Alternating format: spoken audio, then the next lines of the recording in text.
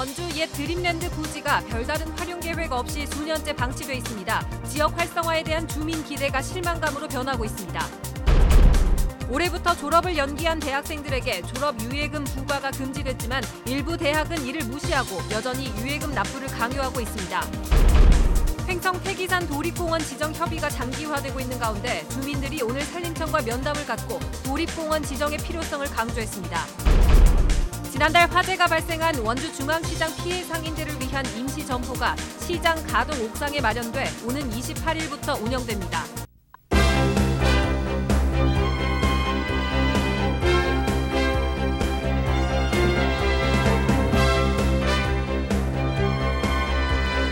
안녕하십니까. 뉴스데스크 원주입니다. 원주 옛 드림랜드 부지가 별다른 활용 계획 없이 수년째 방치되고 있습니다. 강원도가 뾰족한 활용 계획을 내놓지 못하고 있는데요. 지역 활성화는커녕 애물단지가 되지 않을까 우려를 낳고 있습니다. 보도에 조성식 기자입니다. 치악산 자락에 위치한 옛 드림랜드. 높은 철문이 굳게 닫혀 차량 출입을 막고 있습니다. 놀이기구를 비롯해 각종 시설물이 모두 철거돼 텅 빈 공터만 남아 있습니다. 지난 2015년 드림랜드 사업자와의 무상 임대 계약 종료와 동시에 공원이 폐쇄된 것입니다. 벌써 3년이 넘게 흘렀지만 부지 정비 사업만 더디게 이어질 뿐 좀처럼 활용 계획은 찾지 못하고 있습니다. 25만 제곱미터 부지에 올해까지 드라마 단지를 유치하겠다는 강원도의 목표는 이미 흐지부지됐고 예술형 테마파크를 조성하겠다며 투자자 모집에 나섰지만 이 또한 진척을 보이지 못하고 있습니다. 기사님 공약사항이기도 해서 그쪽으로 그런 성격으로 용도 지정 매각까지 받았고 추돌지 계속 이야기는 되고 있어서 검토 중에 있습니다. 최근에는 강원도가 해당 부지를 도개발공사에 현물 출자하려고 검토한 것으로 알려졌지만 이는 활용 방안을 찾기 위한 것이 아닌 개발공사 부채 비율을 줄이겠다는 목적이 전부였습니다. 답답한 나머지 주민들이 나서 대안을 제시했지만 논의조차 이루어지지 않고 있습니다.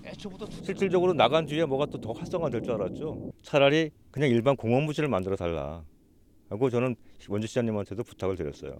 근데 그건 뭐 거의 지금 안 되는 걸로 알고 있습니다.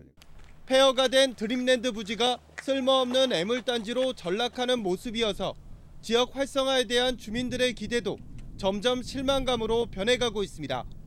MBC 뉴스 조성식입니다.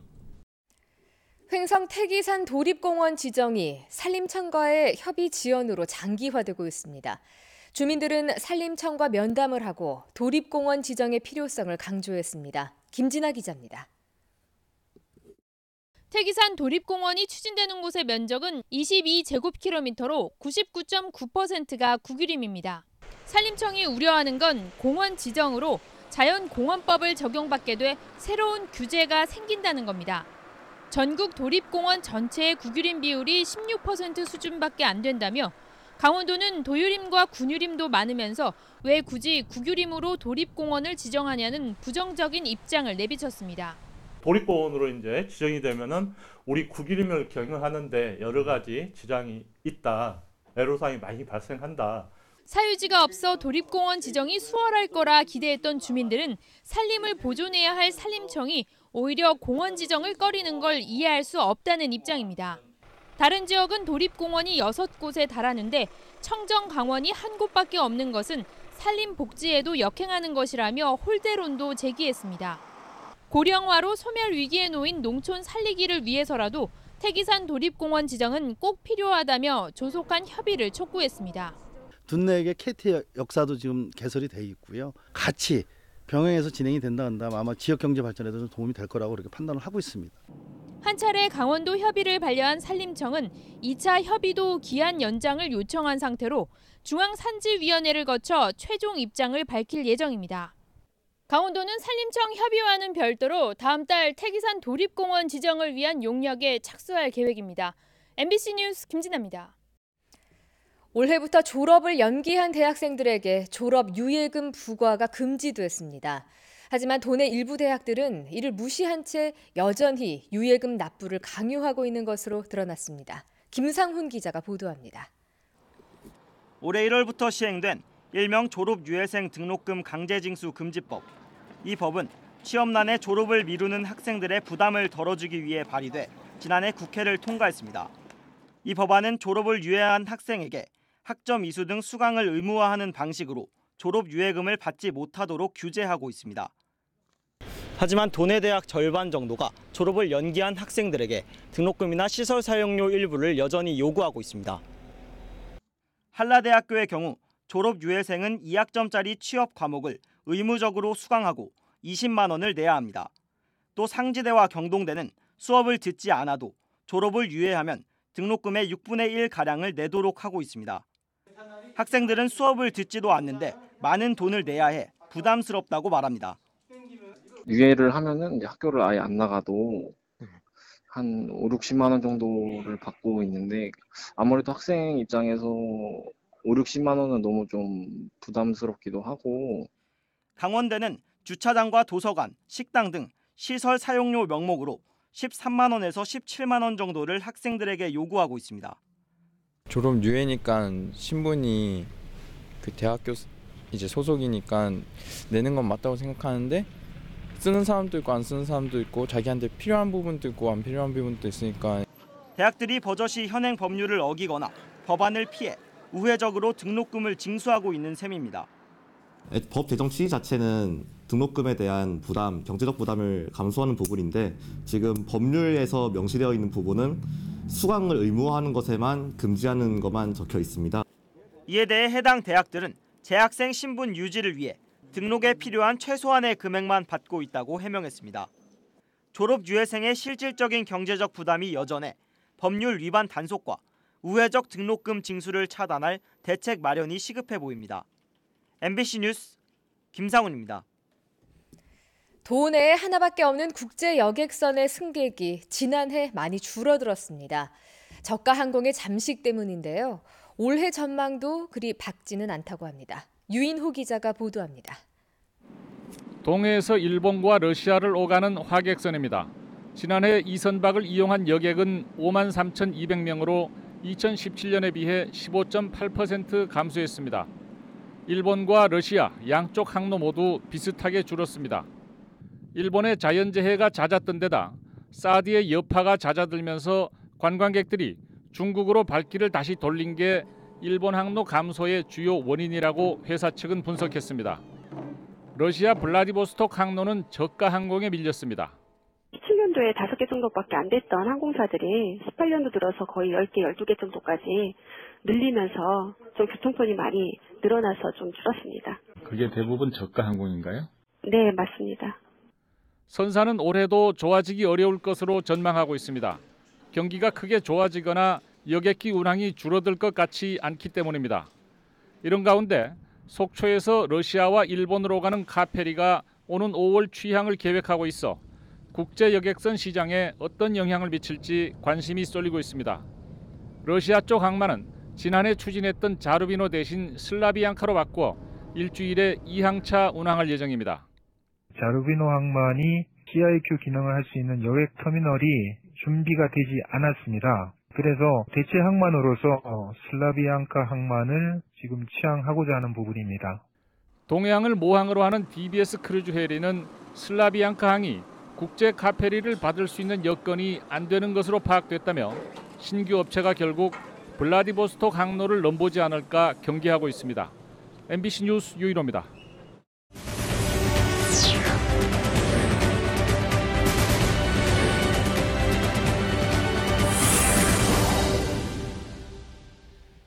지난달 발생한 화재로 피해를 입은 원주 중앙시장 상인들을 위한 임시점포가 문을 엽니다.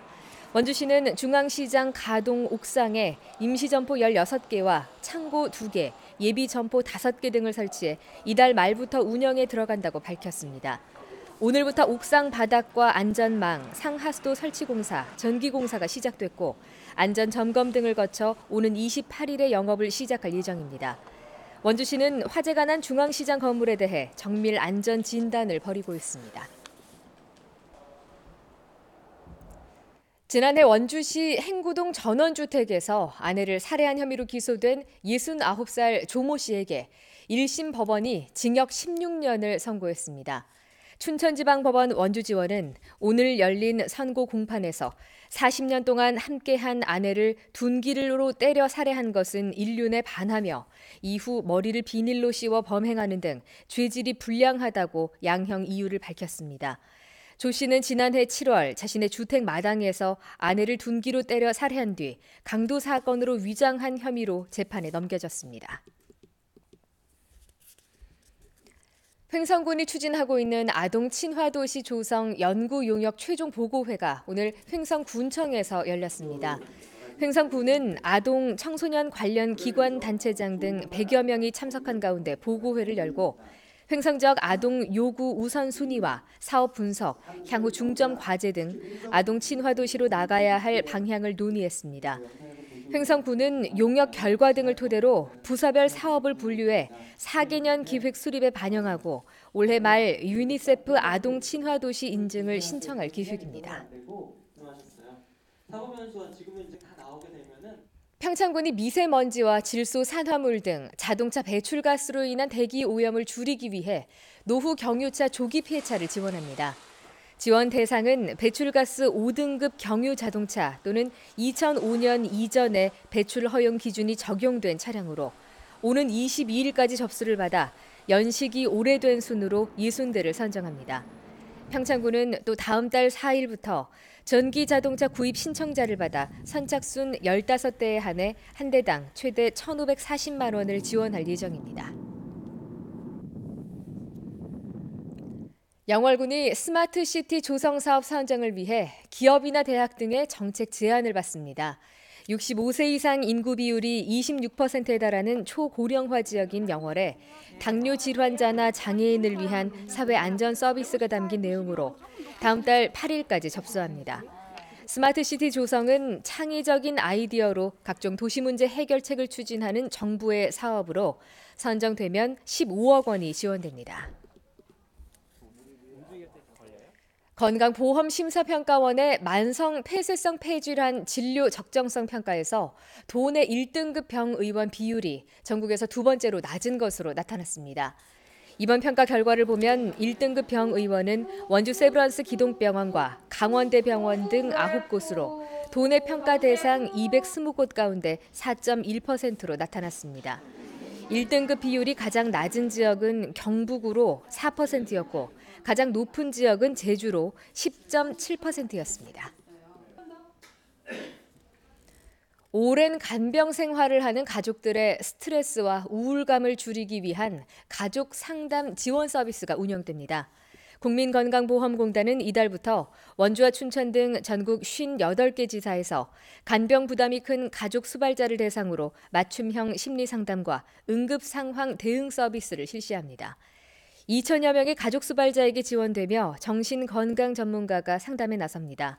공단은 서비스 이용자들의 만족도가 높은 것으로 보고 사업 대상 지역을 확대해 나갈 예정입니다. 영유아들의 카시트 사용이 의무화됨에 따라 횡성적 저소득층에 영유아 카시트가 무료로 제공됩니다. 횡성군은 소득 격차가 안전 격차로 이어지지 않도록 오는 18일부터 다음 달 8일까지 만 6세 미만의 영유아 가정의 신청을 받아 카시트 50개를 보급한다고 밝혔습니다. 기초생활수급자와 차상위, 다문화, 한부모, 세자녀 이상의 가정 등을 우선적으로 선정해 오는 4월에 배부할 계획입니다. 한글을 배울 기회를 놓친 소외계층에게 한글 교육을 할 문해교육사가 모집됩니다. 영월군은 오는 22일까지 3급 문해교육사 양성과정 참가 신청을 받고 10명의 문해교사를 선발할 예정입니다. 문해교사는 지역의 면지역에 파견돼 한글과 스마트폰 활용 등 다양한 문자의 해독 방법을 교육하게 됩니다.